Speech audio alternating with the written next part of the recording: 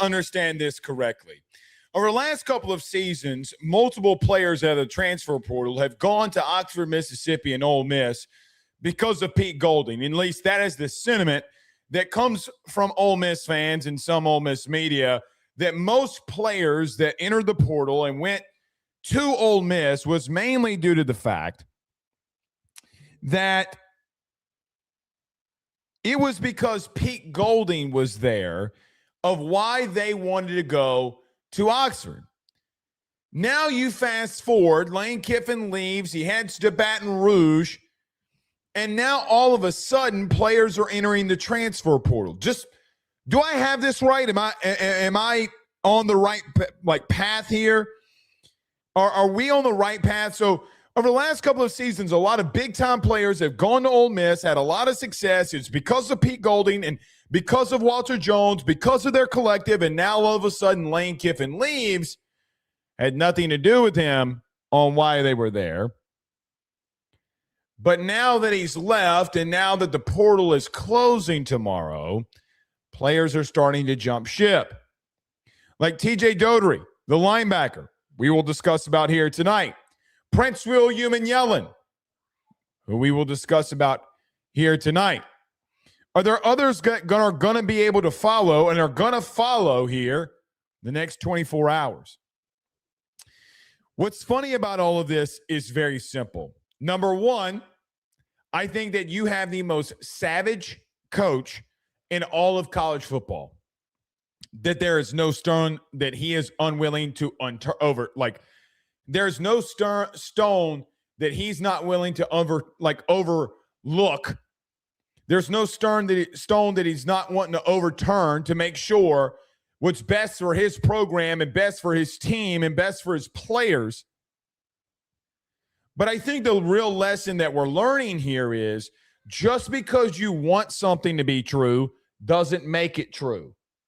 Just because a lawyer can write a contract and find and have the money that people provide him to write a contract has absolutely nothing to do with why players go to your university.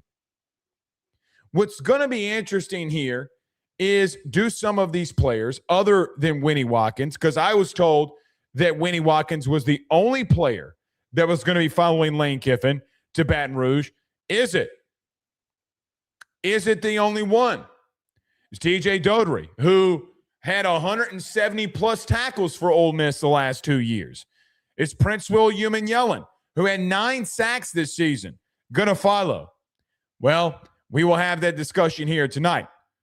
As we talked about last night, that there's going to be a massive portal push to end this thing as the portal officially closes tomorrow. But that does not mean that you're done. You know, this LSU who did the unthinkable yesterday with Hassan Longstreet, going to pull another rabbit out of the hat for some big-time players that are currently in the transfer portal. Do you start looking at yourself at the end of this portal haul and say, yeah, we were worried about the offensive line. Maybe we shouldn't be. Maybe this offensive line is going to be a lot better than we assumed. Well, this running back room, you got Harlan Berry, Caden Durham returns. This Dylan Jones kid can really play. We got a plethora of wide receivers that have ungodly amount of skills, but you're not done there technically either. Oh, and by the way, we brought in 2 of the top 5 quarterbacks in the transfer portal, and you might have just gotten the steal of the portal in Landon Clark. You bring back so many pieces defensively that you're adding those pieces to, and additions to guys like Jordan Ross, who's a 5-star, guys like Steph Green, who's going to be a monster in the interior. Can you bring in a Dodery to play alongside of Whit Weeks? Gabe Rutherford, can he stay healthy next season to be able to provide you what he was doing early last season? You have what I believe to be one of, if not the best secondaries in the SEC, because you're returning arguably one of the best quarters in DJ Pickett. You have the best player that's been developed and arguably the most improved player from LSU this season in PJ Woodland. You got Deshaun Spears back. You got Tamarcus Cooley back. I think you got the best safety in the portal. and Ty Benefield, but you're not done at safety either. The interesting question that starts becoming that if you start landing some of these pieces that we think that LSU is in a very, very good position for, the question starts becoming this. Just how far can you go next season? Can you make a playoff push with the most electric, offensive-minded coaching staff in the country and in a defense who finished 27th in the country last year in total defense, who had no offense to speak of? Well, can they be better now because they have an offense that can complement them? You know, I've been saying over this process, I want to see this team. I want to get my eyeballs on them, and I do. I want to see what this team can ultimately be because you're not done. The question remains, if you keep killing it in the portal like this, can the sky actually be the limit? Nevertheless, we're live. Everyone do us a favor by hitting the like and share. Share to all those groups if you're on Facebook and to all those social media pages. You're watching us, listening to us on YouTube. Like, subscribe, notification bell, wherever you listen to podcasts. Rate, review, and subscribe.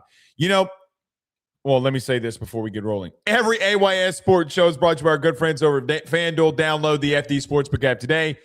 Android or Apple phones, you can download the FD Sportsbook app. We have the college football playoff national title that's coming up this Monday. Obviously, we're going to be live a little bit earlier on Monday because of the national title game. But if you want to bet on the playoffs, you got basketball that is on. You can place those bets there as well with our good friends and partners over at FanDuel. Any thoughts, questions, concerns, go to FanDuel.com/RG for more details. You know, I was asking the question earlier. I thought all these players at Ole Miss were staying because Pete Golden was the reason that they were at Ole Miss in the first place. You know, Lane Kiffin leaves, and I thought that when he left that those players would stay. They went through a playoff run. They were able to make a playoff push, and Lane Kiffin had nothing to do with it, absolutely zero to do with it. Now everything that is falling by the wayside is Lane Kiffin's fault. Not that their contracts are bad, not that their contracts got leaked, and apparently Lane Kiffin did something that was the unthinkable that we all know didn't happen.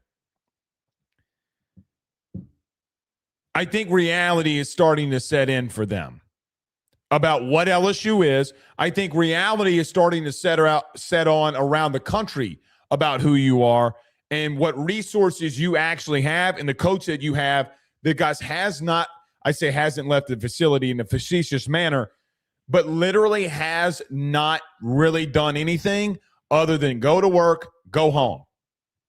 Go to yoga, go to work, go home. Go to yoga, go to work, go home. Go to work, go to yoga, or go to yoga, go to work, have a birthday celebration, back to work, go to bed. You know, I'm up at 5:30 every morning pretty much, or 5:30, 6:30, whatever it may be. And every morning I wake up, Lane Kiffin's right there ready to roll. Guys, you have a coach that is the complete opposite of what you just had, who's going to work his ass off, and they've 1,000% been working their ass off today as we got a lot that we need to discuss. Let's count how many players. 1, 2, 3, 4, 5, 6, 7, 8, 9, 10, 11. There are 11 players that LSU is on right now that we got to discuss. Last night we said, listen, tonight is going to be a night that probably that you cannot miss. Was I lying? Was I lying? No. So we have a lot that we need to discuss. Is there going to be a situation where LSU lands on half of these? They already landed one of them in Zack Grace, a fullback, H-back, tight end. Big time addition, in my opinion. We'll talk on that. Are they about to start landing others? We will certainly touch on that as well. Let's get to a couple comments before we get rolling. Everybody knows what y'all need to do. Do me a favor. Hit the like and share. Share to all those groups if you're on Facebook and to all those social media pages. You're watching us, listening to us on YouTube. 60% of you are not subscribed. Do me a favor. We're on our path to 20,000 subs. Do me a favor and just hit that subscribe button down below if you'd be so generous. Tell all your friends about it. Send it to all of your LSU friends. I know that y'all have LSU friends. Be like, hey, man, you should subscribe to this. You don't have to pay anything. All you got to do is subscribe. So tell all your friends about it. We greatly appreciate that. Wherever you listen to podcasts, rate, review, and subscribe. All right, let's get rolling here. Shaquan with a $5 super chat says, any idea when the next press conference is? I do not. He says, do they give you all a schedule, or how does that work when it's off season? Because, boy, that's going to be a big one. No, they don't give us a schedule on when the next one's going to be. You know, I think that Lane is going to do this a lot differently. I'm just assuming there. I don't know, Shaquan. I have not been told. I can ask Bonnet, I guess, when he anticipates the next press conference. I would assume it's going to be sometime after this portal period, if he even does one. You know, the next time that we publicly might see Lane Kiffin is spring football. I mean, I know that maybe fans don't want to hear that, but it's very likely the truth unless he calls for one, or I don't know. I really, really, really don't know. It will be a massive one, and we will be there for it. That is for sure. RJ became a member on the YouTube channel. I greatly appreciate you joining the show here. Shaquan also sends a $10 super chat. Says, I always wondered about, in reference to it, they just send us an email. Like Credential Media, they send you an email about when stuff's going on. That's how we get practice stuff. Shaquan with a $10 super chat says, I've always wondered about play calling during coaching changes. Like, is LK and Charlie Weiss going to have to come up with completely different things, given that Pete Golding and players would know their calls? Probably signals. But here's the thing, though. You know theirs, right? It's give or take. You know everything that they're doing. And Lane probably knows more than Pete knows about what he's doing. Pete was focused on the defense. So I would assume that Lane knows just as much, if not more, about what they're doing defensively. So that goes both ways. Play calling, no. I think signs and how you call them in will definitely have to change there, but that's a good question.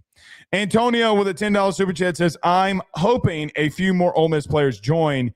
It's so good with the expectation of Seaton stud. What do you think the current O-line visits potential players are? We'll get to that. I don't think you're out with Seaton at the current moment. He's on a visit right now to Mississippi State, from what I understand. I think that you're 100% confident on one. You brought in another. I think there's a chance that you land 3 of 4. There's a chance you land 4 of 4 if you're able to pull it off. I don't know if you're going to land all of them. Like, if some dominoes start to fall here, somebody's probably not going to come. And so maybe even at minimum 2 out of the 4, but you're going to start rolling here along the offensive line. I'm starting to feel a lot better, and you should feel a lot better about what's going on along the offensive line. So we'll get to that in a little bit more detail in just a moment. Tyga Styla 89 with a $2 super chat says, Blake, we spitting in Ole Miss butt right now. Oh my God. Pause. I saw that tweet. We right now you are. Screw them, man. I don't care about Ole Miss. Here's the thing. What's funny about this is that you are in a situation where their media is talking a lot of shit. Okay, sounds good. Sounds great. But they're bailing on you. People came to Ole Miss for Lane, and they don't want to admit that. They do not want to admit that. They came there they didn't go there for Pete Golding, man. They went there for Lane and money. I just want to be – that's where most kids are doing. That's why most kids want to come here, for Lane and money. You have a different brand and people want to always come here, but you get what I'm saying there. So, yeah. Austin Jones says, you've been waiting on this one, huh? I've been waiting on today, yes. Because, listen, I knew – so as we talked about last night, Austin – as I said on Tuesday, as I said on Wednesday, and as I'll say again today was always going to be a massive day because they're not done. And you start seeing a lot of these things starting to come up, and, these RPMs. Guys, I can hint all I can. But I'm not hinting because, I come out here and say, hey, man, Thursday's going to be a big day. Thursday's going to be a big day. Thursday's going to be a big day. Was today a pretty big day considering about what's all the buzz that's been going on? It just sending hints, man, and it's going to continue to get just as good. And things are going to continue to go your way with a lot of these. All right, let's get to two more, then we got to get rolling here. Jones sends a $5 super chat, says, what's up, Blake? Good to have you in here. He says, love the show. Do you think we could get Lane to visit us on air one night before the season starts? I can definitely ask. If he says yes, he says no, I don't know. We could definitely ask. See what he says. You know, right now it looks as if the Lane's doing no media. No media. But Lane Kiffin's welcome to come on this show clearly at any point, any time that he wants to. But yeah, I'll definitely ask. Dex with a $10 super chat says, Ole Piss fans are losing their minds right now. LMAO, player retention isn't working out too well. Well, it was never going to. It was never going to. And the savage thing about this is you only have till tomorrow for the portal. So I'm assuming that whole staff is not going to go to sleep. Sucks to suck. You know, a lot of people are like, well, Blake, how would you feel if that was going on to you? Well, it's not going on to me. And you hired a head coach in a right way, in a right position for him to be able to do this stuff. If it is ultimately him, and I'm not even talking about the Ole Miss people or Ole Miss players, because they see the writing on the wall. They see the writing on the wall. They know. Players aren't dumb. They know. They know. So it is what it is there. All right. Let me get rolling. Everyone do us a favor. Hit the like and cheer. I want to tell you about our good friends over at Red Stick Financial, by the way, really quickly. So our good friends over at Red Stick, by the way, the #1 mortgage lending service inside of Baton Rouge, but they are all over the state. They're in Texas, Mississippi. If you have a home and you need to try to reduce your mortgage or get a better rate on your mortgage, better interest rate, our good friends over at Red Stick Financial is your one-stop shop to do so. But they need your help and they need your assistance. Go to vote. Hold on. What is it? Hold on. I thought I had this memorized. Clearly, I did not. So Sheridan and Ryan, I completely butchered this. I thought I was going to be able to read it after reading it every day for the last couple of days. But obviously, I'm not able to. Let me pull this up here. So, anyway, go over to votebatonrouge.com. That's it. Votebatonrouge.com. Click the finance tab and then home mortgage. They have their big thing right there. We need your help and they need your help. They're up for the Best of 225 award. Listen, Ryan and Sheridan crush this. They are fantastic people. They're here to help you. I have seen them literally. If they cannot help clients, they turn them away. But if they can help you, they're always there for you. They're up for the Best of 225. They deserve it for all the hard work that they do. Please go over to votebatonrouge.com. Go to the finance tab, then home mortgage, and please place a vote for our good friends over at Red Stick. For your local businesses every day, it's open until January the 23rd, so you got a little while. But remember, if you go local, go Red Stick. I greatly appreciate it if all of you go over there and place a vote for them. Let me get to a quick break. When we come back, we got a lot to discuss. What in the hell is going on in the portal? Are you about to land some very big-time players here? We'll talk about that next. Stay with us. He will sell your house and find you a new. Well, Tyler's the man, he's here for you. If you want to buy or sell, well, it's not too late. Dial 955-0008. Just call 955-0008. Y'all call Tyler, he'll shoot you straight.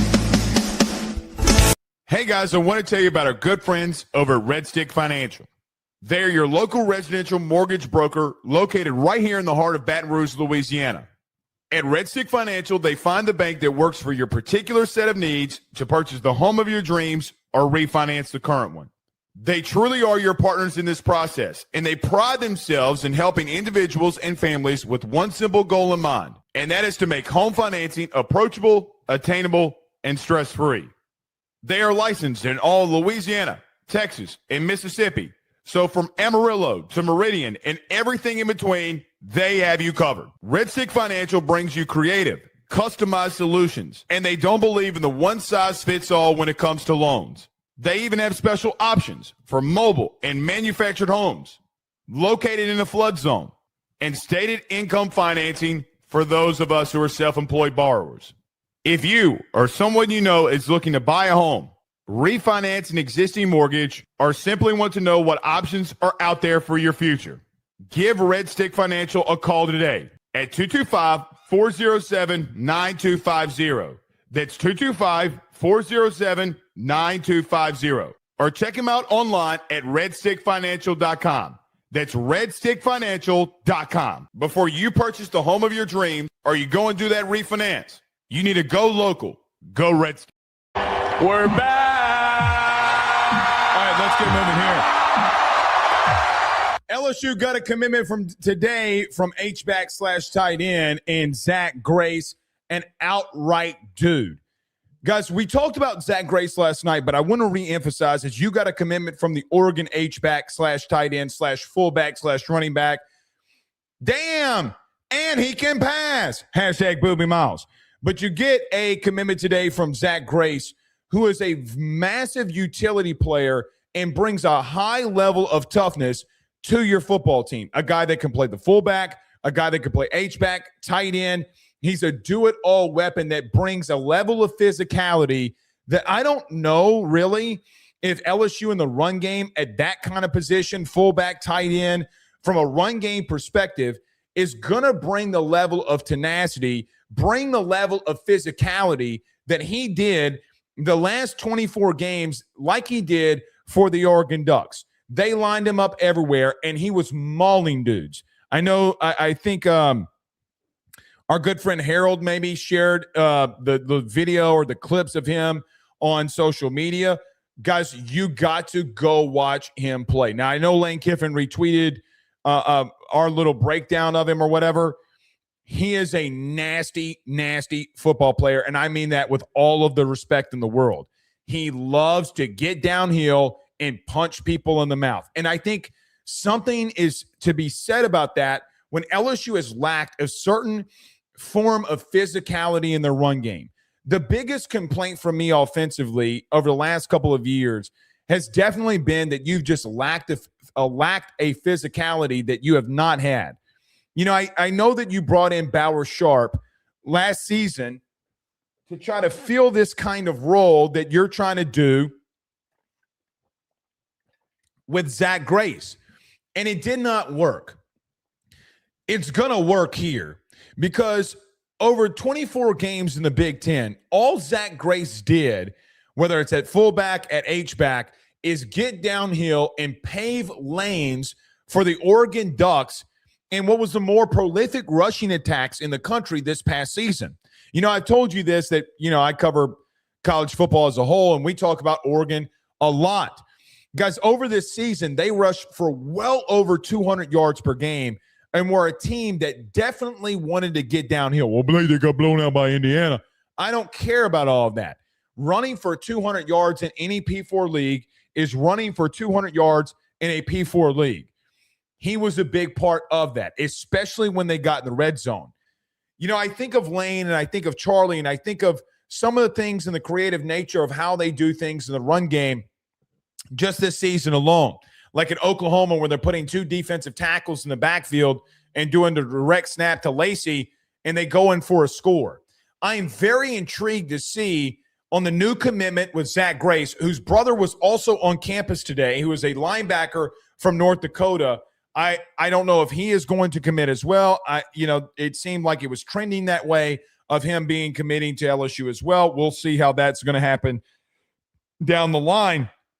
But I look at Zack Grace and say the one thing that I love the most is you're bringing in a guy that you can line up in versatile situations, that you know wants to get downhill, that you know is going to be physical, and that you know is going to bring the thunder. A guy that can pave lanes for really talented backs like Harlan Berry, Caden Durham, Dylan Jones, and whoever is going to be running the football, Sam Levitt, Hassan Longstreet, Landon Clark.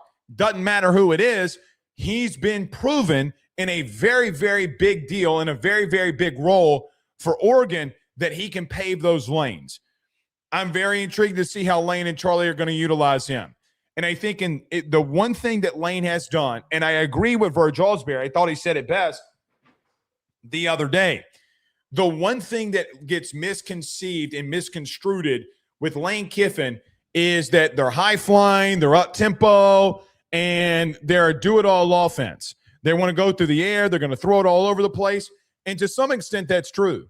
But what people forget is how physical over the last couple of seasons, and really 4 of the last 5 seasons when they've won 10 games plus, of how physical that they just are in the run game. Guys, they beat you, quite frankly, over the last couple of seasons because of how physical they were in the run game when you weren't. Whether it be Quinshon Judkins or whether it be Quan Lacey, it doesn't matter who it is. They were a very physical unit. And like they used a lot of their tight ends last year in specific roles to be a lead blocker is what you're going to use here with Zack Grace. His film is fun to watch because he puts his head down. I mean, you can say, well, Blake, the last time we had this is Torrey Carter. It's more of an upscale version of that because he's taller than Carter. He's bigger, 6'3", 240 pounds. Kind of reminds you a little bit of that.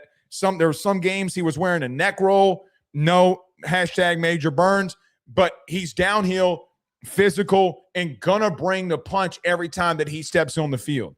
Didn't have stats, I guess, if you would say stats from the conventional wisdom of things.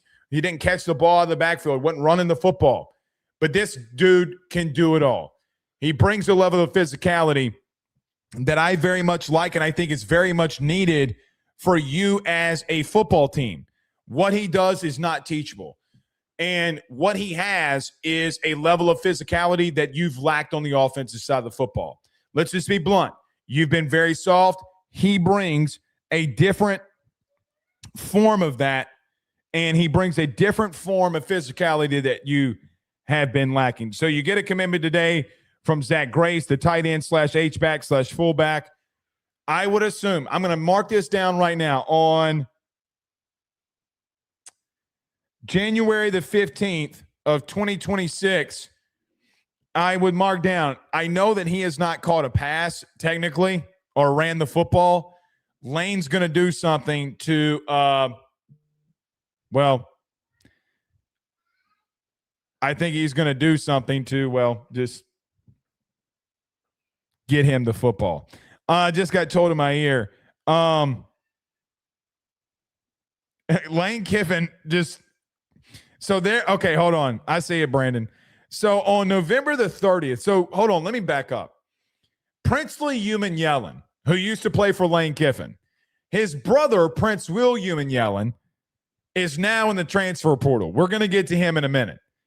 But on November the 30th of 2025, Prince Lee, the older brother of Prince Will, went to Twitter and said he might F around and win one in year 1.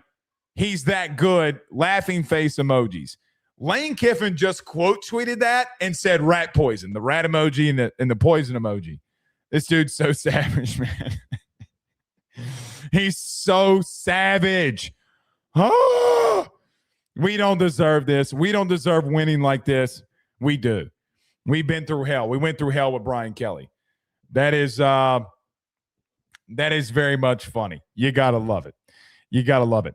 Let's move to some other players here and guys that we are monitoring. Since we're speaking of Prince Will Yellen, or Prince Lee Yellen, let's talk about Prince Will Yellen. So, big thing has been going on today is a couple of Ole Miss defenders have entered the transfer portal. It started off with TJ Dotery taking a visit to LSU.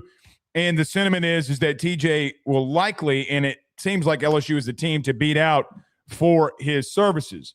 But I'm going to start off with Prince Will since we were just kind of talking about it. So, Prince Will Yellen intends to enter the transfer portal. I would assume that Ole Miss is going to do some things and try to hold on to him. But a guy last season that had 45 tackles and 9 sacks.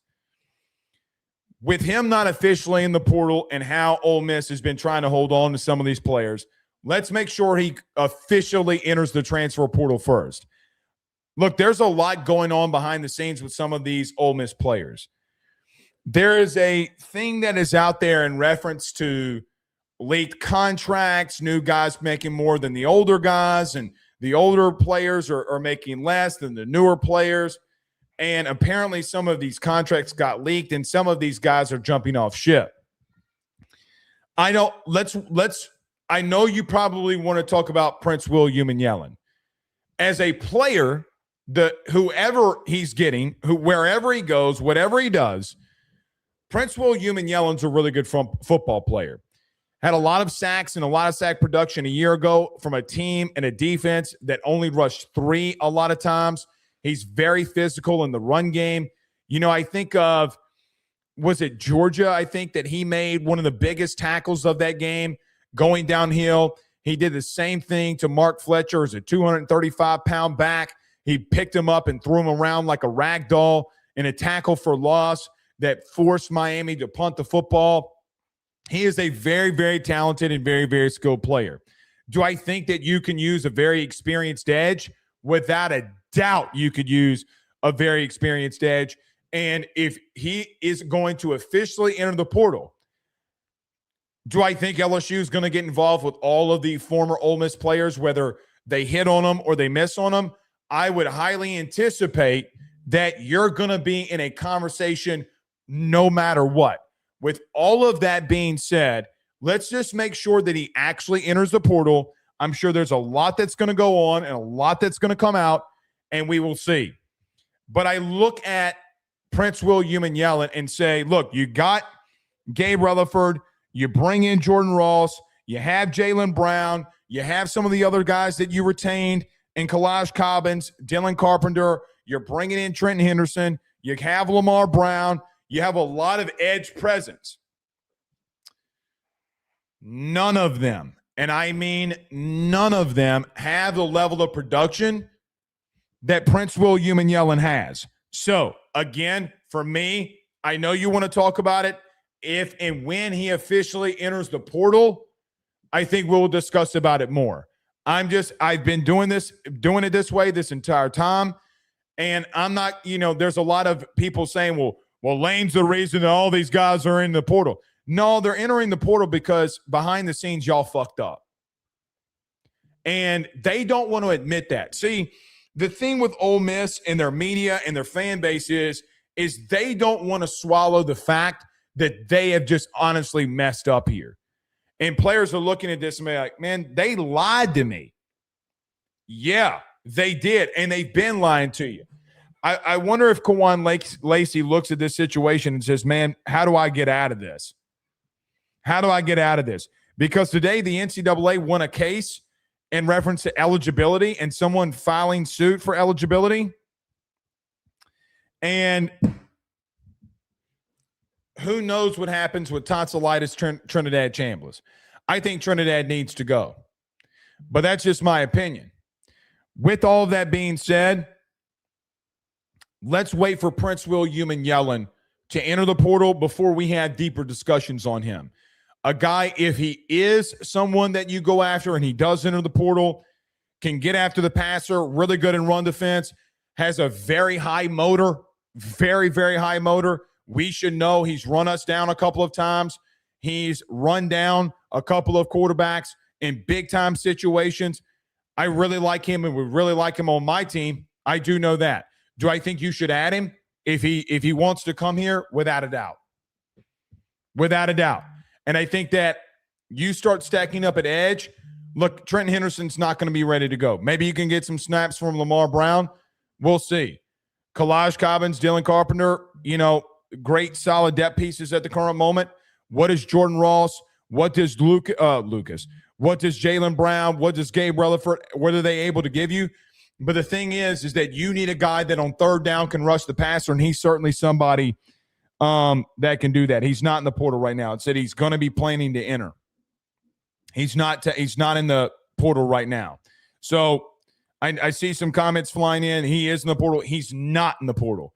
He's announcing that he's going to be entering the transfer portal. There's a big difference.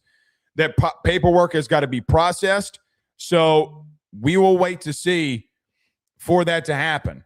They can hold his paperwork for, what is it, guys? 48 hours, 48 business hours. So we'll see.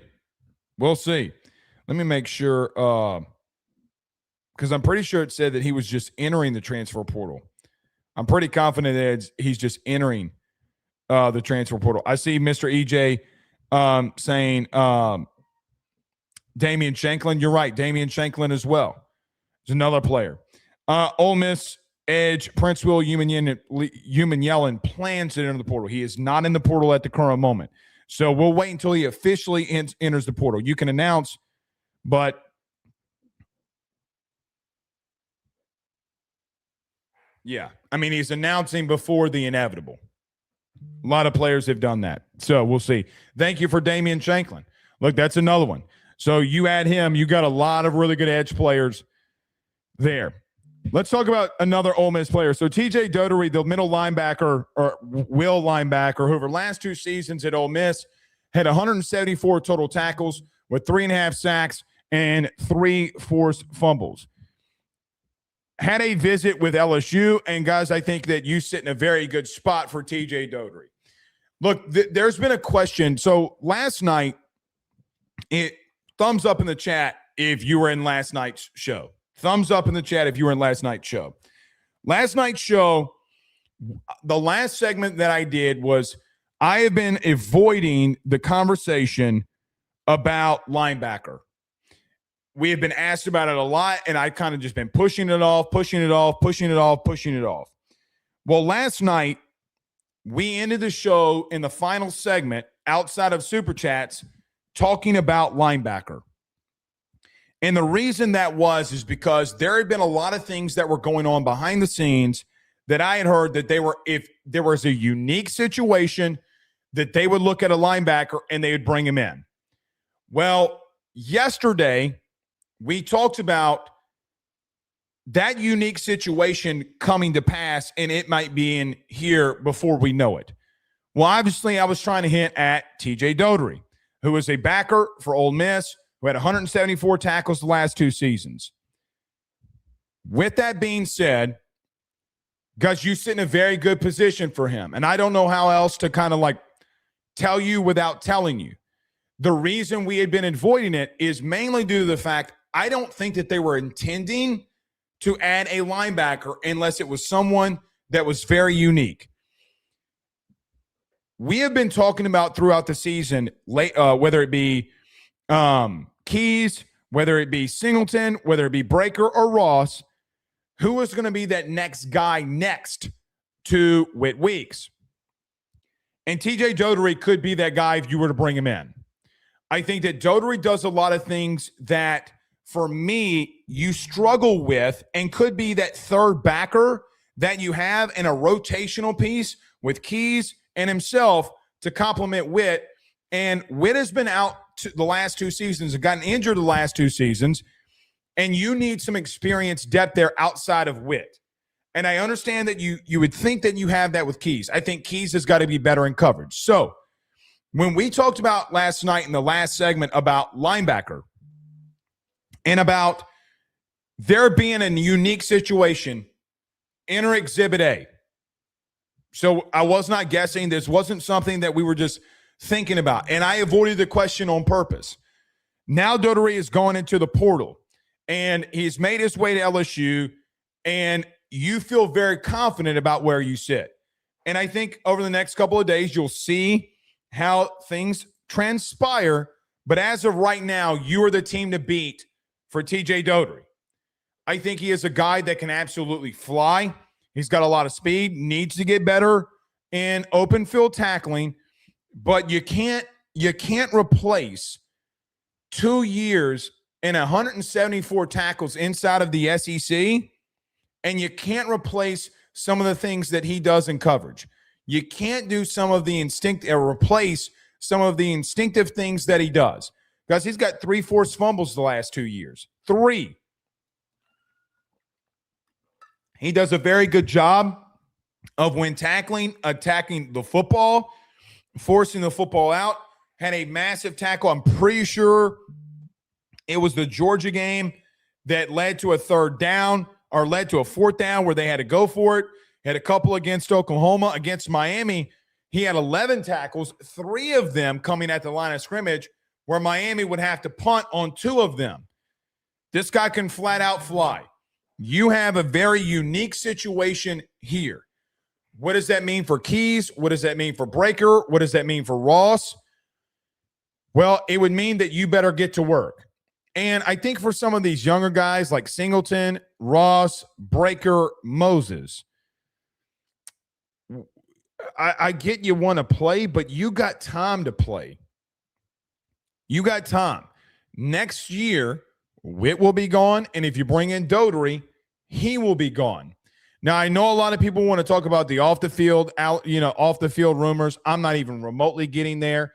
If that guy can help us win football games defensively, when you've struggled the last couple of years and seasons at getting to quarterbacks who are running the football, I am all for it. And I think that you need it.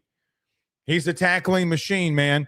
He is a tackling machine. Needs to get a little bit better in the open field tackling. From a coverage standpoint, he does a really good job and is a guy that you can be used in a very unique way. You have a lot of linebackers there and a lot of skill at linebacker if you were to bring him in. I think he does a very good job at shedding off of blocks for his size at 6'1", 225 pounds. And he's got a lot of speed. I think Blake would really like him.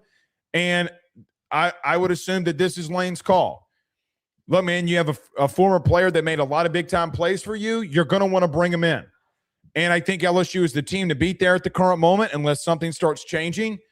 I think it's going to be them. I think it's going to be us, really, in reference to that. Again, you never know until final paperwork is signed and everything is approved and you're ready to go here. But I think LSU would be the team to beat. You'd have two linebackers that combined in the middle of your defense probably has over 400 tackles combined in their career. That's a hell of a linebacker duo. You struggled when Witt Weeks went out of the game. You didn't have an experienced backer. Witt was not in the game, nor was West in the bowl game, and you really suffered.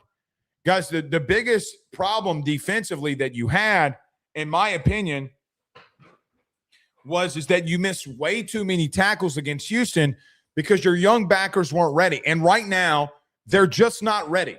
So you have Witt Weeks, you have TJ Dodery. If that is ultimately where you're going to go here, the sky is the limit. But a guy that can cover at an elite level, and we've seen him cover at an elite level. Again, has some things that he's got to work on. I'm not even going to talk about some of those rumors that are being flown out there because who cares? If he can help us win football games, I am very much all for it. The last thing I'd say on him too, the 3 forced fumbles is what was the most intriguing to me. It's not a massive number. It's not like an alarming number. But when you go and watch him play and how he gets to a ball carrier and how he's constantly trying to rip the ball out, can you imagine getting Lane Kiffin and Charlie Weiss more time with the football to try to score? Be a very, very big deal. So I think you sit really good there, and we'll see how it goes. Another Ole Miss player, I'm not going to spend a lot of time on this one, Devin Harper. We'll continue to monitor that situation. Look, with a lot of these Ole Miss players, it's going to be interesting to see, did they sign contracts? Did they not sign contracts? If they did, what is their buyout? Is there a buyout? Did they sign memorandums of understanding? Or are their contracts ironclad? Does LSU help them and them signing, they enter the portal and you give them money to buy the contract out? Because all of that I don't know. In reference to Devin Harper and the last Ole Miss player that we will talk about here tonight, I feel like that you sit in a really good position. I think a guy that can play guard for you. Do I think that he would push ultimately Weston Davis at tackle, at right tackle? I do. Is he a guy that also could play guard for you? I do think he's a guy that could play guard for you. So we just talked about 3 Ole Miss players. We've talked about Devin Harper a lot. We'll continue to monitor that situation. Doesn't look like he's been visiting other places. Doesn't look like he's been anywhere or had any conversations with any other teams other than you at the current moment. We'll see how that continues to go. Now that you're starting to talk to some other offensive linemen, does he still want to come here? The thing that we've seen Lane and both Pete, when talking about Devin Harper, they love how physical he is. They love his work ethic. And I think that one's definitely a Lane thing because of you have both of those coaches unprovoked talking about how much they love his work ethic. A guy that can be a backup right tackle for you immediately, I think can push for starting time at guard. And you're going to need – look, when it comes to the offensive line, you're going to throw things out there, and the best five is going to be the best five. Braylon Moore is going to win that anchor position. So really, who is the other four that's going to win out here? And you bring in enough guys, whoever wins, wins. Let's get the best offensive line combo that we can out there, and let's run to it. So there's a lot to monitor in that whole situation. Look, there's not a lot of confirming or denying how these contracts are going behind the scenes. Did they sign actual contracts? Did they sign memorandums of understanding that might not have any legal weight? Did Alston Thomas screw up on some of these stuff? Did Walter Jones screw up on some of the stuff? We'll wait and see. But you're definitely in the mix for Dotery. You're definitely in the mix for Harper. Prince Will Yellen is going to be entering the portal. He plans to enter the transfer portal. When he officially does, we will have those conversations with him there. All right, let's move on here. So there's another one.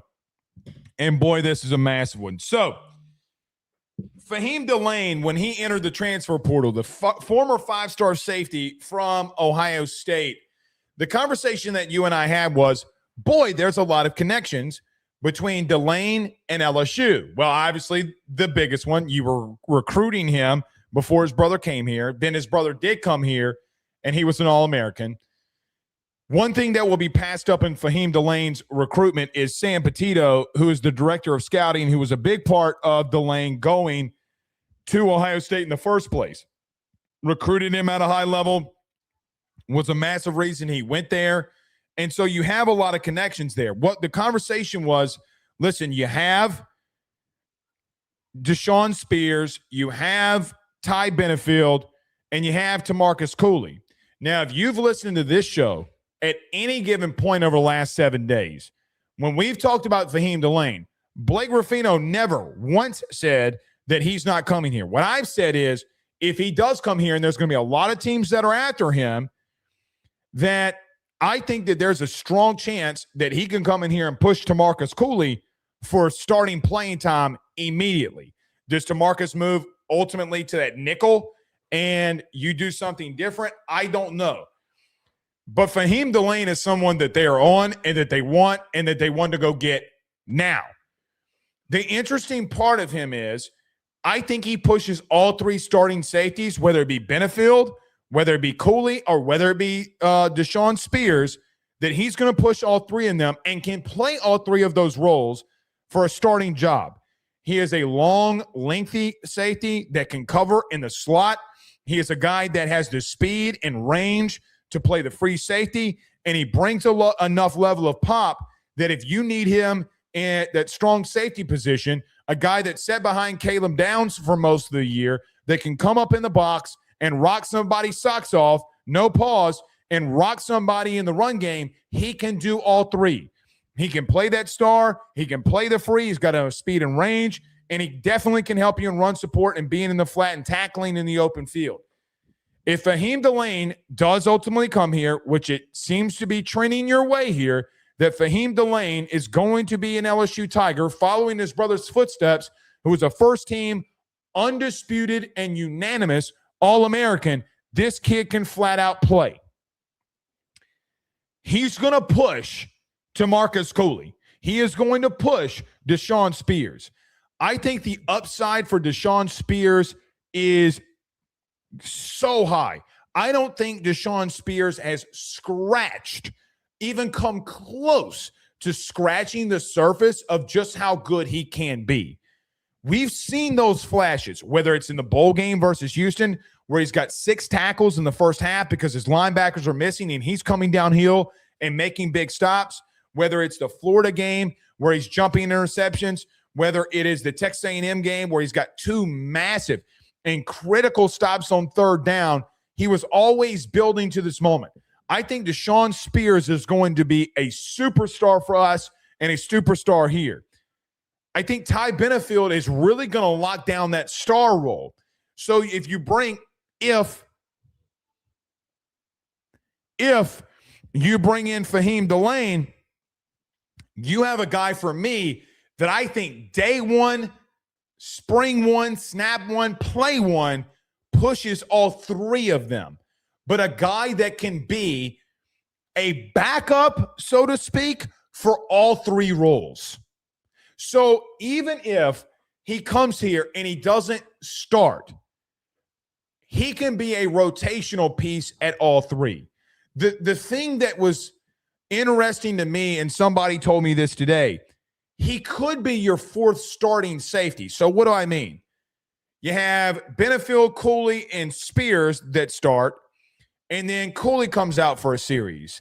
Then Spears comes out for a series. And then Benefield maybe comes out for a couple plays at star, or vice versa. The worst thing that's about to happen here with Fahim Delane, the worst thing that is going to happen is that he's your fourth safety and that he's rotating with guys in here, and then next year comes into LSU as a starting safety if he doesn't beat someone out in the spring or if he doesn't beat someone out in the fall. 6'1", 200, 205 pounds, guys can do it all. He sat behind the best safety in the country this year, not named A.J. Halsey, and Caleb Downs. This kid can flat out play. He's got a lot of the same skill sets that his brother has. I think his brother was a lot more fluent at man-to-man coverage, where Mansour didn't come down and tackle as heavy as we've seen Fahim do. Fahim's got a lot more pop to his game. That's why he's been in that safety role. But the athletic ability is absolutely sky high. Sky high. So we will see when that one goes down. The current narrative is that Fahim Delane is trending also towards LSU. So let's talk about this for just a moment. We brought up Prince William Yellen. We've brought up TJ Dodery. And now you're talking about Fahim Delane. I don't know where else you're going to go defensively. There could be some other pieces that maybe enter the portal tomorrow that want to come to you and want to play for you, and we will see. I don't anticipate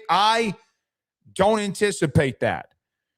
But if you add Dodery, who's got let's just round up, 175 tackles in the SEC, you add another 5-star dude to your DB room based off of what you already have in Pickett and P.J. Woodland and TaMarcus Cooley, Ty Benefield, and Deshaun Spears, you're adding another piece that makes your defense, guys, one of the best in the SEC. You add Fahim Delane, and I start making potentially some comments that maybe I shouldn't be making. Because right now I look at your secondary and say, shit. I look at your front seven and say, if the talent that you have there puts it all together, shit. You have multiple 5-stars at all three levels, and you have guys that can flat out play. The depth that you have is stupid. Like, guys, as an example, there's a strong chance that your fourth and fifth defensive tackles in your rotation are 5-stars. You have a guy that you're probably wanting to start at edge in Jordan Ross, who's a 5-star. God forbid he puts it all together. Gabe Rutherford was a top 50 player at edge as well. You have Don McKinley that's in there as well. Can he finally take that next step? You have 2 linebackers considering if you were to land TJ Dodery and Whit Weeks that combined have 400 tackles in the SEC. You have the number 1 corner at the boundary in DJ Pickett, a former number 1 corner who showed massive flashes. I know, Blake, he had a bowl game. Yeah, he did. I'm glad he did, because now he gets to get to work and put his head down. P.J. Woodland was one of the best corners in the SEC last year, and I will fight until my dying breath with behind that take of just how good P.J. Woodland was a season ago. And then you bring in Deshaun Spears as a starter. You have TaMarcus Cooley back. And God forbid, the worst thing that can happen is that he's your fourth safety with a guy like Ty Benefield, who I think is the steal of the portal at safety.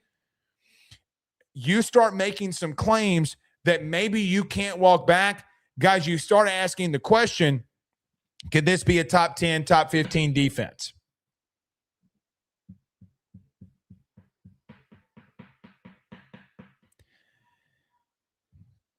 It's defensively, it's starting to get to a place for me where I'm like, all right, man, let's see what they can do.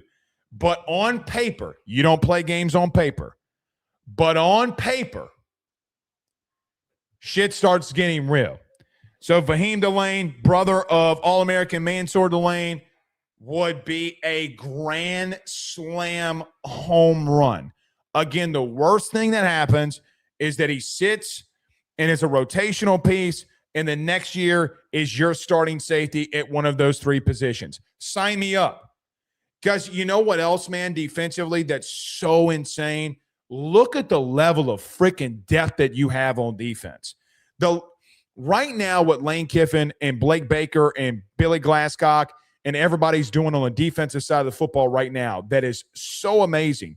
Look at the level of depth that they are providing, whether it's the guys that you have retained and that you brought in through the high school ranks that are still on your team, talented or not, or I say talented or not, but all of the five-star talent that you have, whether it be Don McKinley, whether it be DJ Pickett, what you have returning, and PJ Woodland and Deshaun Spears, and then all of these portal additions that you're bringing in, the talent level is there, and you start making and asking the question, are you in a position right now with all of the portal additions defensively and all of the stuff that you're and all of the players that you're retaining defensively, you were already a unit that was a top 25 unit, they were 27th, but you get what I'm saying.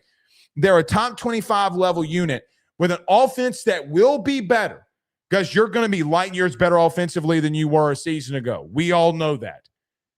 You start asking the question, can this defense just be even better than a top 25 room that they were a year ago? Stuff starts getting very scary. So we'll see.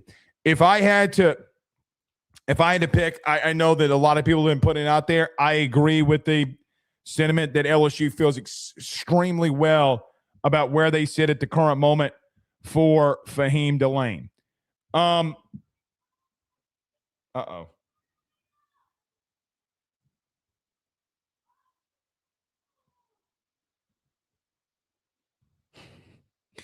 I just had a text from somebody that told me, Blake, don't forget that TJ Dodery's girlfriend plays softball at LSU. She does. Let me just bring this up. So remember the conversation that we had about Brendan Sorsby? There's two things in this world that is undefeated for men. Money and the other thing. It's undefeated. It is undefeated. Man, I'm just going to tell you this. When I hear my wife get out of the shower, I run like I'm Speedy Gonzalez, and I'm not fast. I am slow as shit, but I'm going every single time. It's undefeated, y'all. It's undefeated. So, yes, I just got a text message saying you forgot about that. I did. Thank you for watching the show. But, yes, I very, very much did. All right, let's move on here. So, a couple other players that we need to discuss. Sterling Burkhalter is a wide receiver that has been at Cincinnati and Wake Forest over the last couple of seasons. Now, this morning, LSU wide receivers coach George McDonald sent out a Blake Ruffino-sized tweet with the "We're not done yet" from Marcus Peters. He and Andy Jean are both players that were on LSU's campus today at wide receiver. Because why not? Because why not? Andy Jean, look, played in 5 games for Arkansas. I don't really know what you're getting out of him. I haven't seen enough. You know, I don't know. Like, I can look at this wide receiver room and say, you know, what are they getting in Andy Jean? And I could come out here and make some stuff up. I just don't know. If he commits, I will dig into it more. I just think that, look, you're talking about some big body wide receivers that they're trying to bring in here and that they're trying to add. In reference to Sterling Burkhalter, last 2 seasons had 41 catches for 607 yards and 3 touchdowns. Big 6'3" wide receiver who is really good at getting separation when getting vertical. Guys, this dude can flat out block. So y'all don't want to hear this. Like, y'all don't want to hear this, and I get it, but this dude is a menace in the run game. Something I thought Wake Forest did really good. They would bring their formations in tight, and he would like block linebackers and defensive ends, like chip block them, but really be physical with them. Lane is in love. I can already tell. They are in love with wide receivers who get their hands dirty in the run game. You don't want to hear that. This guy's talking about wide receiver blocking. Okay, well, go turn it on. Go turn on the film and go watch this dude clean some safeties' clocks. They're just trying to add as much depth as they can and let the best men win. And if this dude, either one of them commit and they come in and they win, by all means, go right on ahead.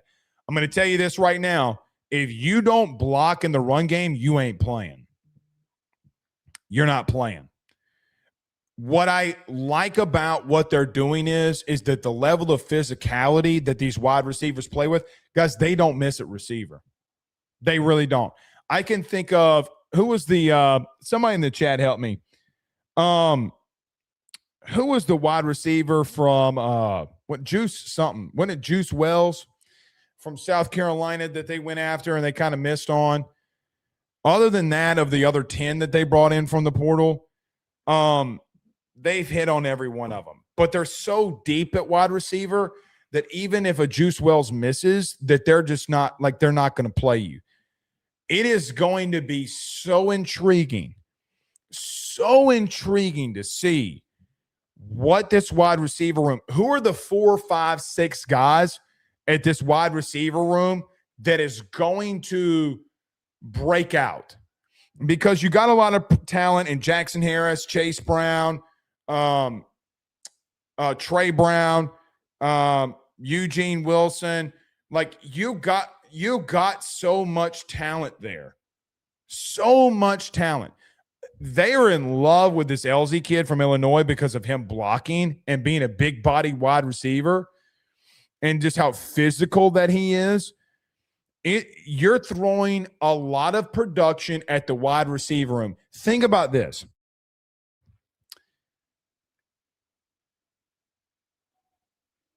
Three receivers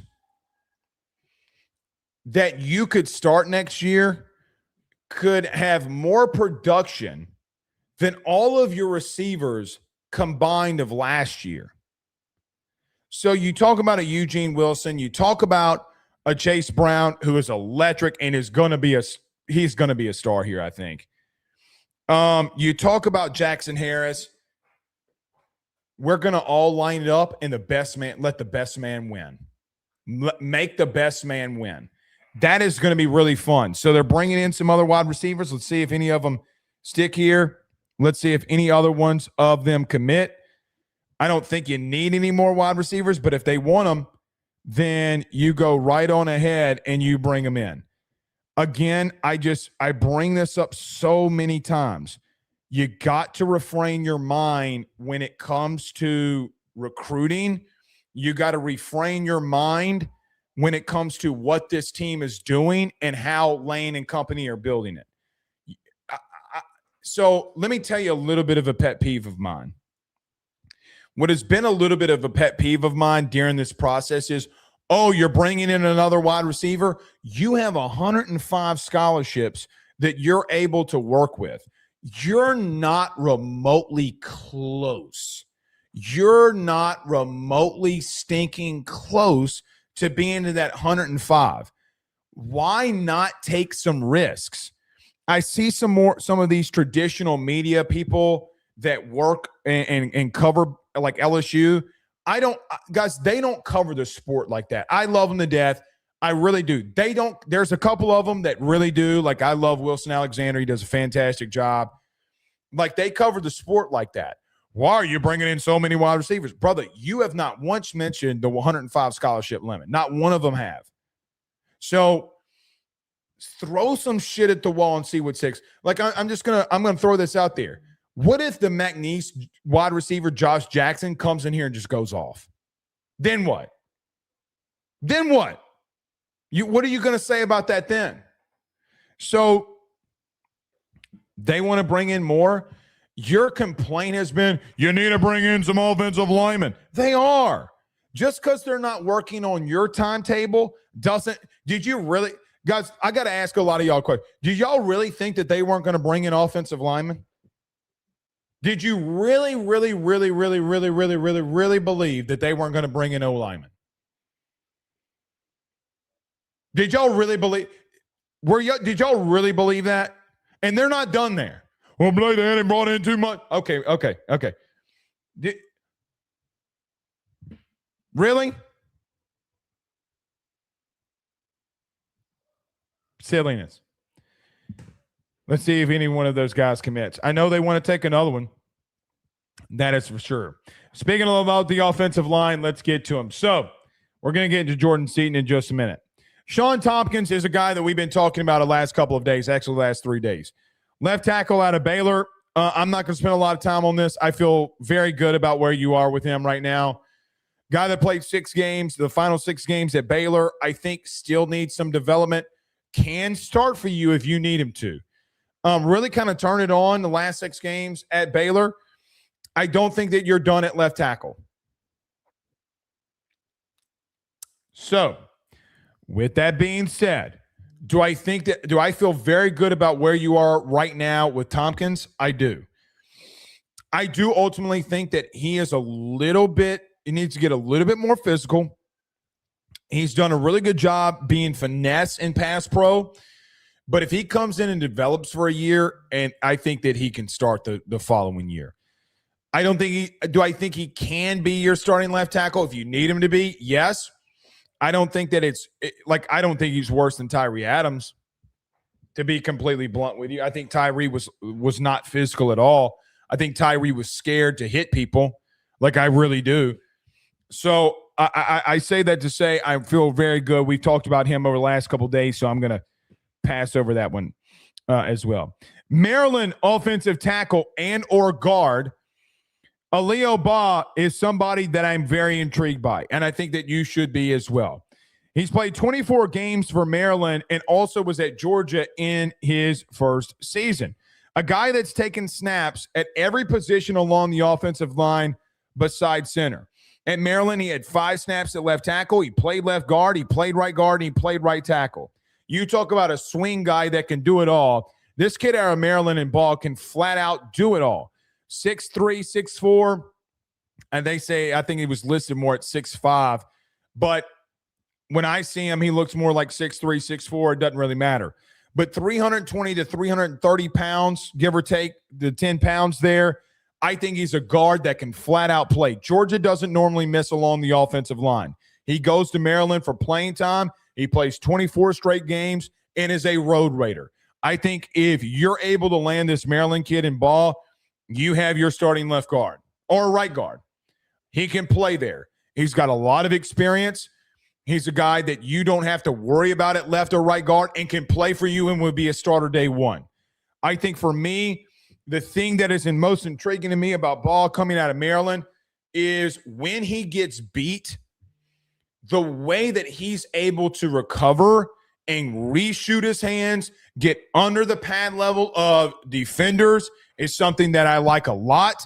I think that there have been a lot of times when I watched him today that was really intriguing to me was how he finished blocks and how good, especially I liked him a lot more at left guard, how good he was at left guard at washing the pile down, meaning when he was one-on-one with a defender, maybe there was some penetration, but he would wipe the pile down for a running back to cut back and get a lot of yardage. Maryland wasn't a good football team. He was probably one of the biggest bright spots for them. And what I liked about him the most, last year he went up against Michigan, against Mason, had a really good game. Went up against McDonald this year, had a really good game. Went up against multiple first-round picks at defensive tackle and did a lot of really good things. Let me tell you this. We will see how this one progresses. If I am LSU, I'm not letting him walk out the door. He will start on your offensive line tomorrow. You lock him down, he's starting at guard somewhere. He can start at any outside of center. If you absolutely needed him to, he could start at the other 4 positions. That is a player that I think that everyone should watch out for and that I hope that LSU lands. If you're able to land him, it'll be interesting to see what you do at left tackle. I still feel good at Tompkins, so God forbid, some things happen. I think you could use him there. Ball at one of the guards, Solomon Thomas, Jacoby Jones. You got Braylon Moore, your anchor. You bring in Devin Harper. Can he push for the right tackle, right guard position? And then you bring back Weston Davis. Your offensive line,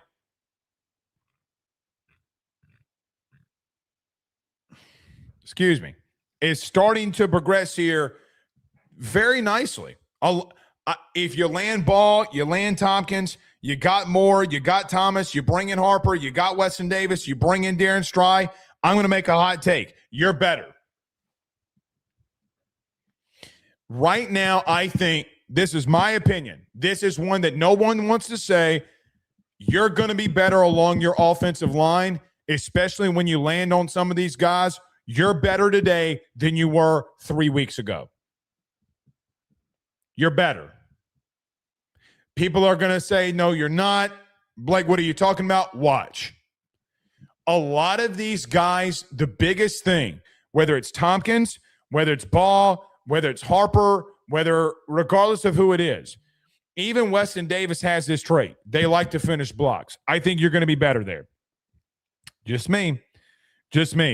I really like Ball. I think he can come in. He's got 24 games of Big Ten experience, man. He's not a Josh Thompson situation. Like he's going one-on-one against defensive tackles and he's winning. Josh Thompson just got bullied in the SEC. He got bullied. At a high level, he got bullied. What's crazy is he didn't really get bullied at right tackle at Northwestern. He got bullied here. He was not a good player. Nor did I think that they started him at right tackle. I'll just say this. They started him at right tackle when he first came here, and he got abused. The speed was too much for him. And now, he moved to guard, and he couldn't handle it. I hope this Ball kid commits. I think your offensive line is just going to be a lot better. I think they're going to be a lot tougher. It's a hot take. Blake, what are you talking about? I think you're just flat out better. So we'll see. All right. Last but not least, moment of truth. Jordan Seaton. So over the last couple of days, there have been a lot of things that have been going on. Today, Texas made the first move as they signed a new left tackle, probably moving their old left tackle to right. They signed a left tackle out of Wake Forest, which a lot of people thought that Jordan Seaton would be taking a visit to the University of Texas. Jordan Seaton is one of those people who thought he was going to be taking a visit to the University of Texas. And then throughout the day, some stuff started to blow up. Now, that's not to say that he's not going to take a trip to Texas, and it's not to say that Texas isn't ultimately going to wind up with him. With that being said, Seaton has officially entered the transfer portal and right now is currently visiting his former position coach at Mississippi State. Right now, the current situation seems as if that Oregon and potentially Miami would get in this fold to bring him in. Now, I'm going to say this, and a lot of you LSU fans are going to be very upset. If I am him, I am giving Miami a really, really strong look. Mario has 4 guys along his offensive line that will get drafted, and look what they're doing. I think that Miami for offensive linemen is the go-to spot with Mario Cristobal right now. With that being said, I want you to hear me, and I want you to hear me loud. I think that the Tigers, Kiffin, Glasscock, Wolford, and all of these guys are going to do everything they can to bring him in on a visit. That visit could be as early as this weekend. It could be as early as next week. We will have to monitor to see how this one plays out because this is not your typical situation. With quarterbacks and high dollar people, you have a pretty good feel about where things and how things may go. Quarterbacks are, I don't want to say this word's going to be awful. Quarterbacks are not as flaky because they want to know that what's going on and they want to make a decision. There's going to be a lot of money that gets thrown in Jordan Seaton's face. Whether it's Oregon, whether it's you, whether it's Miami, whether it's Georgia, it doesn't matter who the team's going to be. A&M, to some extent, I think that they would still pay him and tell Tyree Adams you're going to sit, which is unfortunate for Tyree. And I feel bad for Tyree because A&M has tried to talk to him, and Tyree's going to be up Schitt's Creek. He's going to be up creek without a paddle, I should say. I think that they're going to do everything humanly possible to bring him in on a visit. As of right now, guys, this could go in any way humanly possible. If you were to bring him in and you were to, God forbid, land him, you send shockwaves around the entire country that you're for real. You send shockwaves to every recruit. You send shockwaves to every head coach, to every GM, to every conference that LSU is for real. This one's changing literally as the minutes pass by. What I mean by that is he scheduled a visit to Texas, and then within an hour and a half, that visit wasn't there anymore.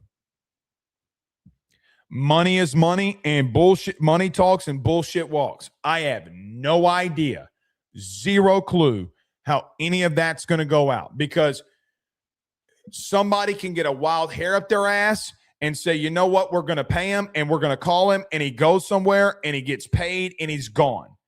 That team easily could be you doing that. So I do not know how this one's going to play out. We'll just monitor. Do I anticipate that they will do everything they can to try to get him on a visit? Yes. We will see how that one plays out. All right. Let me get to a quick break. When we come back, we got Adam Clark that we need to discuss, a new front office role, that guy that you hired, and we'll come back and take your thoughts, questions, concerns. Stay with us. Guys, let me tell you about our good friends over at Grand Slam Heating and Air, where your comfort is their top priority. At Grand Slam Heating and Air, they promise to provide customers with high-quality HVAC service at an affordable price while ensuring the homeowner peace of mind. From their office to your home, they guarantee the best hassle-free experience around. Efficiency and comfort is their game. Let them make your home Grand Slam today. At Grand Slam Heating and Air, they're offering their annual maintenance plan starting off at $18.75 a month and also doing those $99 tune-up promotions.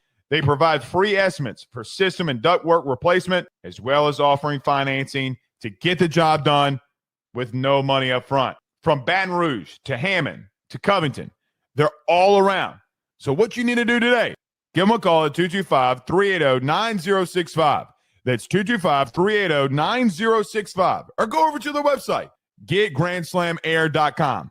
That's getgrandslamair.com, where your comfort is their top priority. When your business, your farm, or your equipment needs fuel, you need someone that you can trust. At Crump Fuel, they deliver quality gasoline, diesel, and lubricants with honest service and local pride across South Louisiana and South Mississippi. From construction sites, marinas, convenience stores, and trucking companies, all the way down to generators and everyday operations, Crump Fuel keeps you rolling.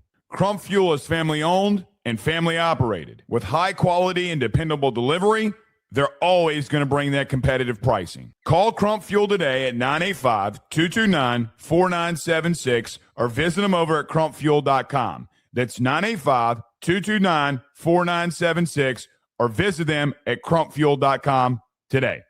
Crump Fuel, where they're fueling the Gulf South in the right way. Guys, I want to talk to you about our good friends over the Drake Williams Law Firm and Drake Title Company. Are you facing tough times due to an injury from a car accident, navigating the complexities of divorce, or purchasing a new home?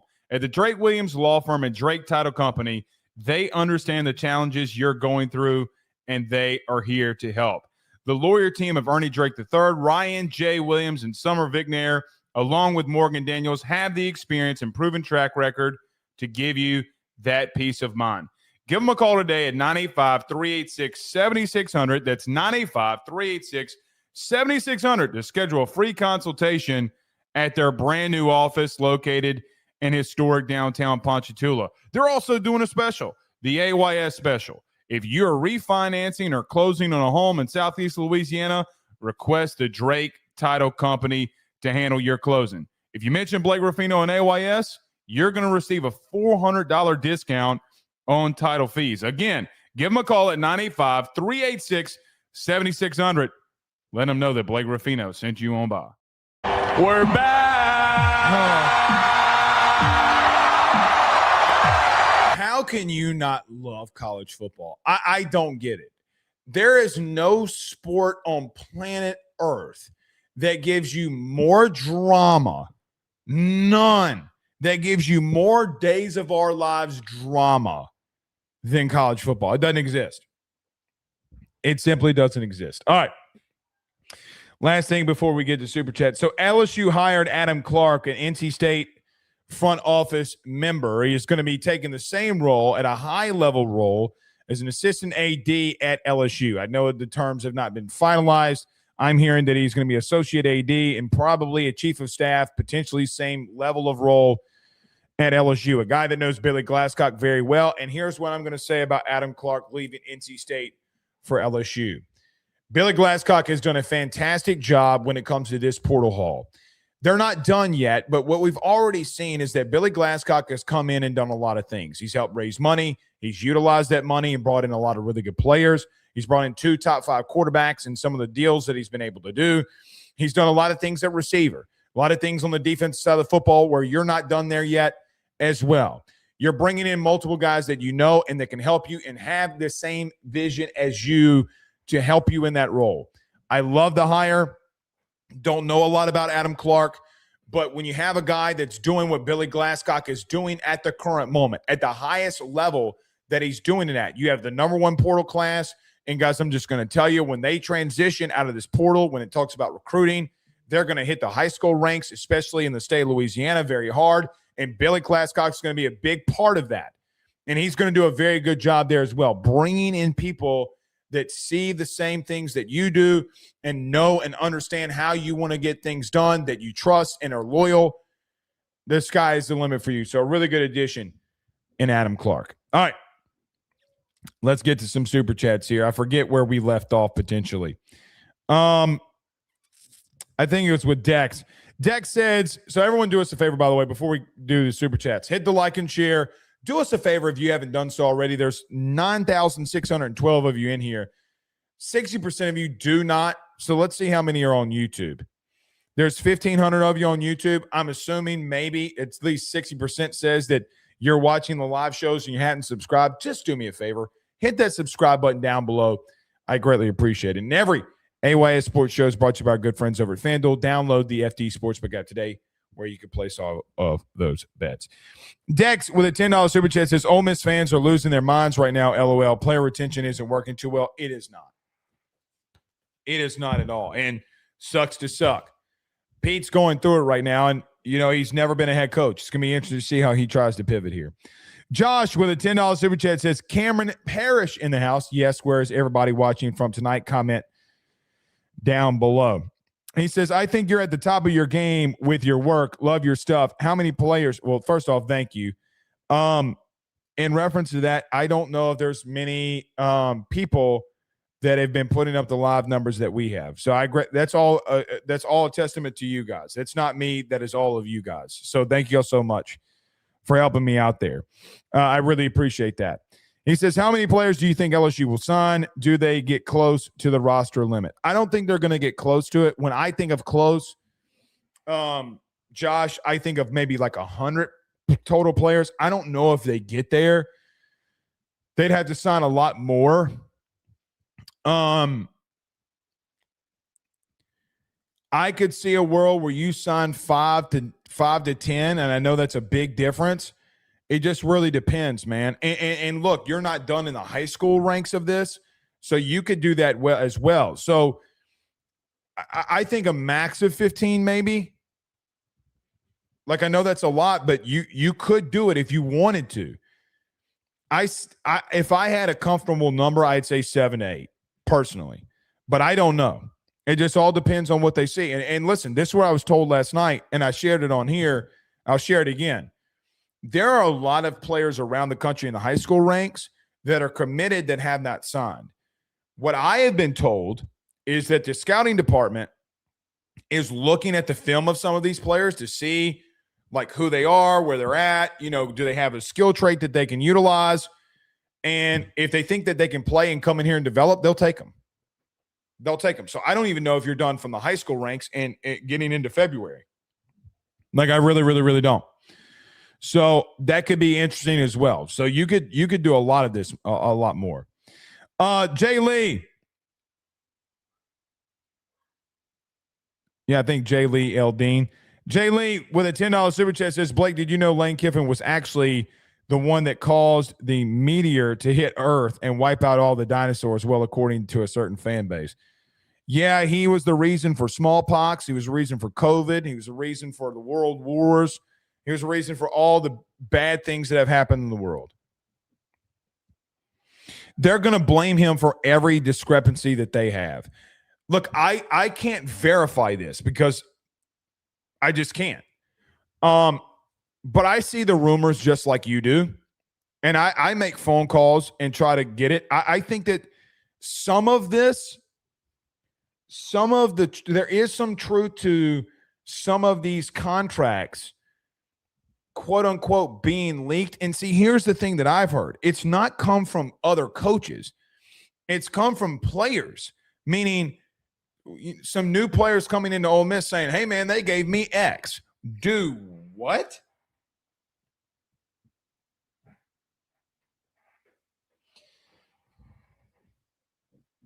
That's what I hear has been happening. They're going to blame everything on Lane. They'll blame every single little thing, and it's more their fault than anybody else's. Alexander Taylor with a $2 super chat says, I hope we get a thud spring game. I do too. I've said this a couple of times, Alexander. Listen to me and listen to me good. And I mean this. Listen, I'm not playing around. This team had a team meeting not too long ago, and they were told they better buckle their fucking chin straps. Lane's not playing with them. See, one thing that we haven't discussed, that I think that Lane knows that, and look, I like BK, but it's just the truth. You were fucking soft. And look, there's still some players that I talk to that are retained and that have been retained that have told me that, like, look, man, Lane's told us you better buckle up. If you ain't going to be tough, you ain't playing. So I don't know if you have a thud spring game. Do I think that you have a very physical spring? Yeah. And let me be blunt with you on something. I thought, and see, here's the thing. I had a lot of people that were in this media that called me out, by the way, on message boards. They wind up being proven wrong, by the way, that this defense wasn't out there hitting and knocking people out. AJ Halsey, guys, you were a top 27 defense. I mean, with all due respect, how much better can that defense have been with a competent offense and Garrett not pissing down his leg? Funny how these reports are coming out that Garrett is going to play in this Shrine Bowl or whatever the shit it is.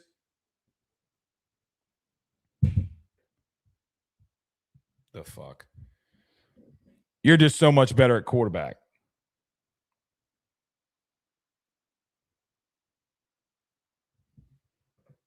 So much better.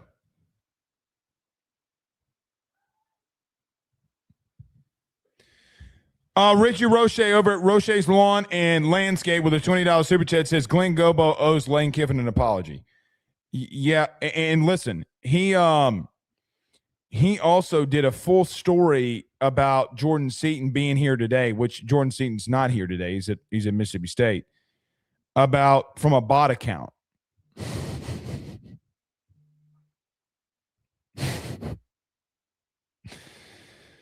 Oh, good Lord.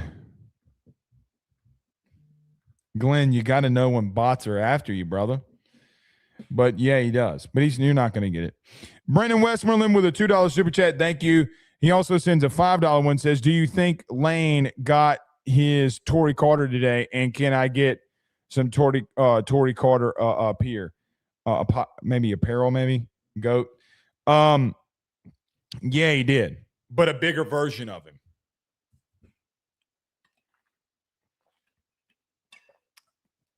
Want to hear the truth? He got a bigger and more physical version of him. This kid and Zack Grace can play. And he brings the level. He's Jack Pyburn defensively. Or offensively, excuse me. The level, and look, I said as much. Like the story came out, the news came out. I quote tweeted it from my personal account and was like, this dude brings a level of physicality, like he brings a level of toughness that you've been missing. The first retweet that we had or I had was from Lanekiffin.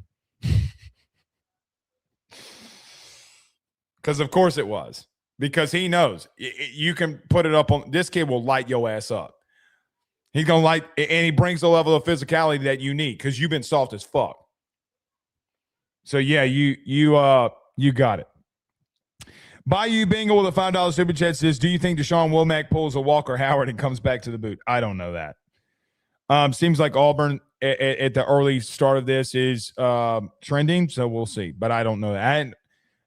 I hadn't heard. I hadn't talked to the Womack camp since they left.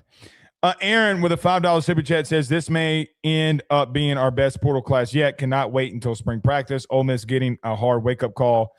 You just hate to see it. It's hard to, because listen, when you talk about the portal classes, I thought 2022's was absolutely insane because Jaden Daniels was in that portal class. Last year's was really good, especially defensively. Offensively, it sucked ass. But this one has the ability to be elite because you're bringing in two what might be first-round quarterbacks. So you're very much, could be right there, and we'll see. Raging Cajun with a $2 super chat says, Lane put everyone on notice at his press conference. He effed Ole Miss. He did. He told you exactly what he was going to do, and he's doing it. We're going to bring the best players in here around the nation to come play at the best brand in the nation. And he also said in the press conference, I know the guys that wanted to come play for us at Ole Miss didn't, but they'll come play here because of that logo and that stadium and what we're going to do here. And he wasn't wrong. And there's a chance you landed two top 5 quarterbacks. What happens if you land the number 1 left tackle and number 1 offensive lineman? You're potentially bringing in a couple more defensive pieces. Insanity, man. Pure insanity. We'll see. Let's say this. You land on some of these offensive linemen, like you land on Ball. God forbid you land Seaton. You start making playoff conversation talks. I told you it would come. I told you it was coming. You could have – people will have those expectations for you. Robbie with a $2 super chat. I'm not there, though. I'm not there. I still want to get my eyes on them, but you'll have those conversations. Robbie with a $2 super chat says, I think Haven Finney could be a sleeper next year. Yeah, very well could. Really, really good corner. Very good corner. Definitely could be a sleeper. He's got two really talented players he's got to beat out, though. Or if he plays that slot. You got so much freaking talent, man. So much freaking talent. C Murder with a $5 super chat says, pucker up and kiss that baby goodbye. Just practicing. Well, I love it. 29 days away? I love it. I'm ready for baseball to get here. I'm so ready for it. Go away with a $5 super chat says, is it true LSU has big portal money coming from Silicon Valley? I think it's coming from everywhere. I think that is an area too, yeah. Mm-hmm. But it's coming from everywhere. And here's the thing that Brian Kelly just didn't have. People want to give Lane money. People want to give money. And whether you like this man or hate this man, Jeff Landry's been a big part of it too, getting people who normally didn't donate to donate. That is a fact. That is a 100% fact. So, yeah, you got a lot of people giving because of they know what this place could be with Lane Kiffin. You keep giving money, by the way, to Lane, and some of these guys keep doing what they're doing right now, guys, I just want, we've all won a dynasty run, and you could go on that on the level of money that you could spend. Everything that LSU ever always wanted to be is right in front of your face if you take hold of it, if you don't get in your own way, which LSU has a very, very bad problem of getting in their own way sometimes. Get gooder, excuse me, with a $5 super chat says, breaking news, AYS, the best LSU podcast out, voted on by me, case closed. Well, thank you. Thank you. Yeah, they don't even put us in the best of 225, even though we're technically in the 225. I'll just say this. Y'all know all the local podcast or YouTube channels and YouTube shows. Go to ours, go to theirs, go to live and see who's winning. That's all because of y'all. That ain't because of me. General Grievous with a $5 super chat says, we're finally getting the Ole Miss collapse I prayed for. Yeah, it doesn't look great right now, does it? Doesn't look great right now. And with only 1 day left to go in the portal. Let's see if they can hold on to Prince William and Yellen or TJ Daughtery. Who knows? Go away with a $5 super chat says, is lane offense easier to cater to lower grade linemen? Yes. But even then, man, I still feel like you're going to be better than you were last year. I think you're going to be more physical than you were last year. Like, look, you don't know what you don't know right now. Okay. But I think you're going to be more physical along your offensive line. Guys, you were softer than baby shit in a microwave for 4 minutes. Like, you were soft. And everybody's like, it was scheme. Scheme ain't got shit to do with you getting your shit pushed in. I will sit here and watch film with you, in-zone copy film with you about how you got your shit pushed in. That ain't got nothing to do with scheme. That goes, they had better players than you did. And Brad Davis was inept at his job. So they ain't got shit to do with it. Craig in Northeast Louisiana with a $5 super chat says, LSU football has gotten its swag back. I agree. Lane came in and started flexing on everybody. I'm excited for next season. Well, that's the thing, man. Everybody's getting excited because they deserve to be excited about what you're doing, because you're doing something at a very high level right now, and you deserve it. Get Gooder, says, at Oops All Blitz is secretly going to be an LSU fan next year. In here daily, probably won't go over good at family Christmas. Let him talk, man. Y'all don't have to respond to him. Here's the truth. They can come in here and troll. You don't have to respond to them.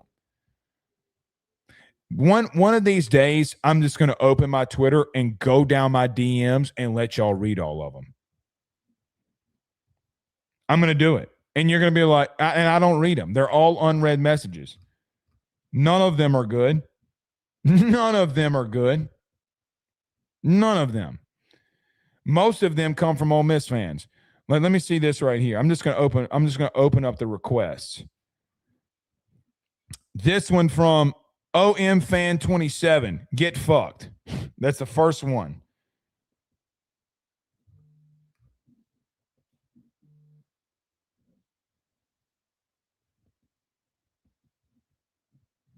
Who cares? They never say it to your face.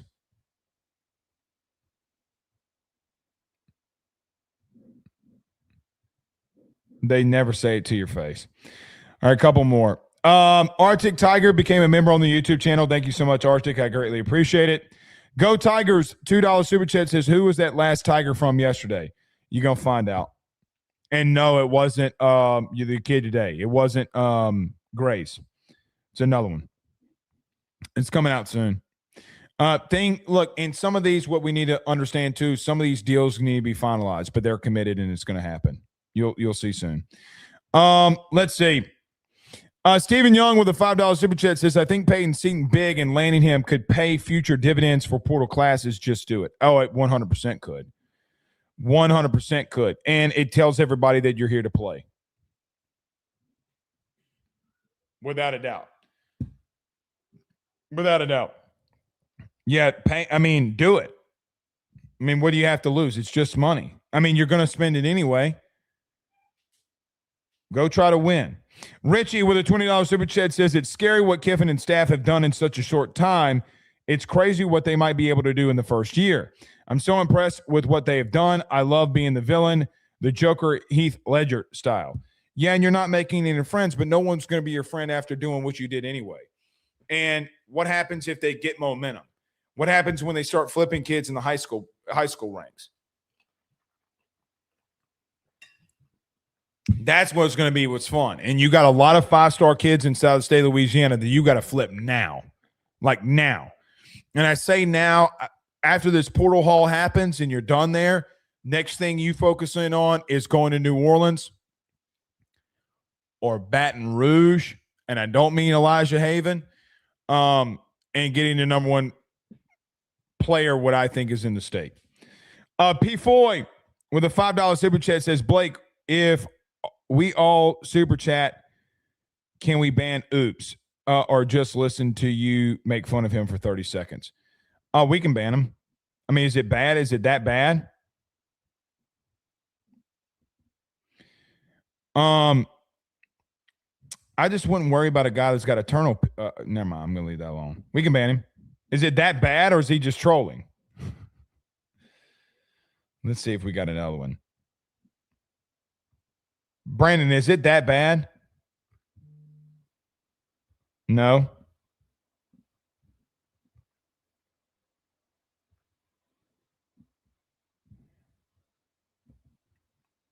I mean, it's not that bad. Nah, he's just a troll. We're not going to ban if he's just a troll. If he's just in here, let him be in here. Talk stuff to him. Nina Foster, Selling Southern. Good evening, good ma'am. How are you? She says, I'm excited about both defense and offense next year. Well, you should. And, you know, corner is going to be a very, very good position. I've made my statements very well known. I am very excited about the future, and I'm glad that you are as well, Nina. It's a very, very good time to be a Tiger and what we're doing here. And I'm glad that you're part of the show, and thank you for being here. Thank you so much. I greatly, greatly appreciate that, and it's very fun. I think, you know, I try to come out here and tell the truth, and we're not going to lie, and sometimes that rubs people the wrong way, and sometimes it just shows the truth, you know, and that's where we are, you know, and so we all should be, and I think Lane has done an exceptional job, and he's not mincing words to players on this team. I'm going to tell you right now, I let me just say this. I was told this yesterday, and I'm going to be careful how I word this.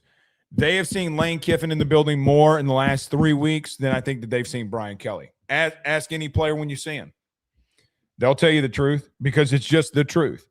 Some of them come to the facility. Lane goes into the locker rooms like, hey, y'all want to go play pickleball? I mean, it's just happening, man. He's building chemistry with his team.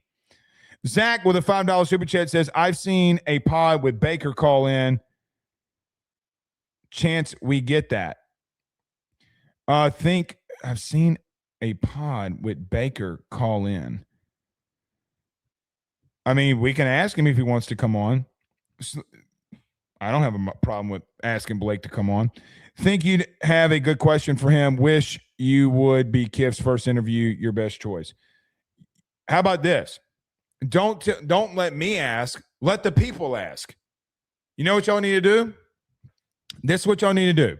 You need to go to social media, go to Twitter, and say, @LaneKiffin, we think you should do an interview with ayssports. And if enough of you do it, he'll see it. And if y'all want that, y'all go ask him. This is like the third comment of y'all asking. Y'all go ask him. Go to Twitter, put @LaneKiffin, and say, hey, we all believe that you should go on with ayssports and do an interview. See what he says. I'm sure it'll be after the portal, though. I'd love to have Coach Kiff. Anybody that wants to come on can come on. P. Foy with a $2 super chat. This is the most entertaining offseason ever. Oh, without a doubt. Oh, without a doubt. Without question. It is feeding families. And let me tell you this. I don't think it slows down in the spring. I don't think it slows down come August. Come August, shit's going to hit the fan because then shit starts getting very real. But let me say this too. You don't win national titles in August. You start winning national titles in February. January, February, March, April, May. How you work in the off seasons when you win natties. 318 West with a $2 super chat says, we got a lot of dogs in the 318 too. Y'all do. Y'all do. Y'all do. And a lot of great players come from the 318. A lot of great ones. And it will continue.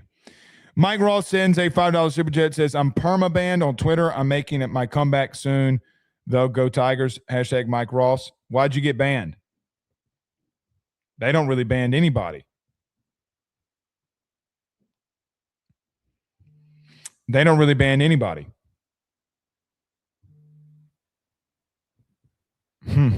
That's interesting. Who knows? They hit me with a warning today because of a clip, and I was like, it's y'all's clip. It is what it is. We got it taken care of. All right. We'll see y'all tomorrow, maybe. We'll see. It won't be tomorrow night. I'm taking my wife out to eat. But I'm sure we'll be live on Friday, Saturday, or Sunday because shit's about to hit the fan. Not bad. Let me rephrase that. Shit's going to get good. Shit's going to go good. I think we're going to have a really fun week. I'll say it like that. See y'all soon. Peace.